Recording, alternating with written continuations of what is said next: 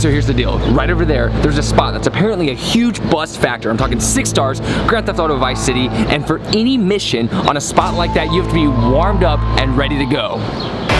Wendy days of hopeful fashion.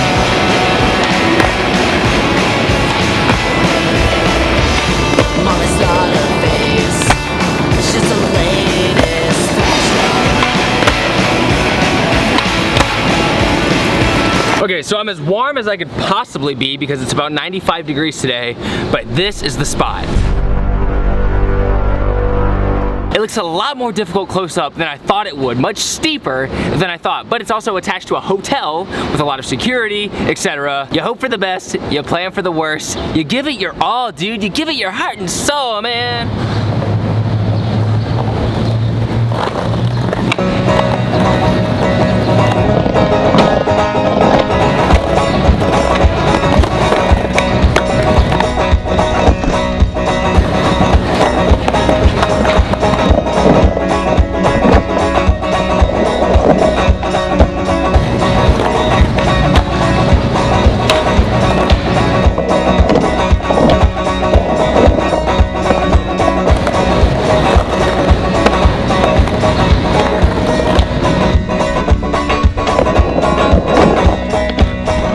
Do you not want me to run through here? You were fine where you were, I think. Yeah, you still got like 7 feet. A little bit would help a little bit, yeah. Common sense here, dude.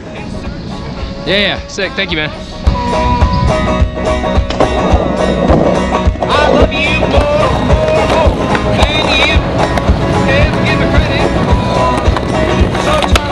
What you from? I live in New York now, from California. Family what? Oh, Korean. Korea. Yeah, Korea. Korea win with Germany. I'm very happy. Yeah. I'm very happy. Germany fucking Hitler, you know? Anyways, today is an important video, so I'm gonna need some silence, some isolation to talk. This is a very important video because it's gonna be the mark of a beginning. The beginning of my quest to buy a skate park. This has been something I've been thinking about for a while now because I thought about the cities that I wanna have parks in, and when I was in California I thought about it. Cincinnati I even thought about it, but they already have so many places like that. There's the Shred Quarter, there's Braille House, there's a bunch of skaters with their own indoor skate parks. But there's nothing in Manhattan, and I assume for good reason. So for me to have the, I think, first exclusive private skate park in Manhattan is kind of insane, and something that I fully believe that I can accomplish. It's gonna be extremely expensive, it's gonna take a lot of time, it's gonna take building crazy connections in the city, and it's gonna take a genuine compassion for growing as a skateboarder and as someone who wants to grow the skateboarding scene in New York. Not that the scene needs any help, New York has an amazing skate scene and people are dominating, but I would like to just contribute, that's all. Just give what I can to it. And the thing is, I'm giving myself a year, but I'm not doing daily. I'm gonna do Monday, Wednesday, and Friday because I think it's gonna take a lot of focus on the other businesses that I run. I don't want to depend on YouTube to fund something so big, and especially with YouTube being so fickle. But the only reason I'm excited about YouTube is for you guys to follow along if you want, to see if someone can literally go from thinking that he couldn't buy his next skateboard or his next meal to buying his own skate park in New York. I have to actually be very community driven, which you guys know is hard for me because I like being so isolated. And a perfect example of how well trying to be part of the community can help is yesterday. So in my attempt in being more involved in the skateboarding community in New York City, I'm heading to this Slappy Sunday session where people skate this curb down near our office. I'm heading there right now. It's completely empty. Not a soul here, which probably means I came at the wrong time. No idea when it starts, but it's not at 3:40, so since we're here, we might as well skateboard anyways. Where are the skaters at, though?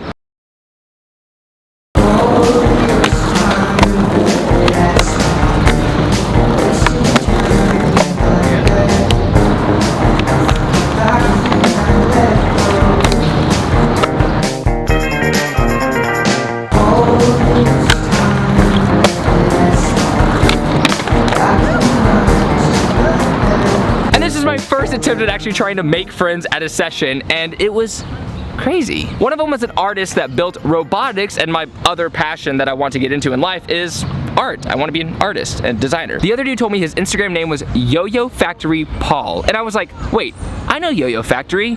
They did a tour in Colombia like 5 years ago, and they funded and toured with Birdhouse Skateboards to Columbia, South Carolina. Now, if you guys know my channel, you know that I got on Birdhouse Skateboards from a trip that they took to South Carolina. They liked my skating, and they started sponsoring me. Yo-Yo Factory was there with them. They're the ones who filmed the videos and documented them and put them on YouTube, and there was a boy and a girl. That boy who was doing the yo-yo tricks was Paul. So I had met him 5 years ago in South Carolina. And I didn't even mention that Paul knows a guy who had a warehouse in Long Island, and he went in with like 10 skaters, and they split the rent to build skate ramps during the winter. That's basically something that I could do now. And that's something that I will do building up to the day where I actually buy my own skate park. And of course, there's a lot of luck there. There's a lot of luck that these guys happen to know things that can help me.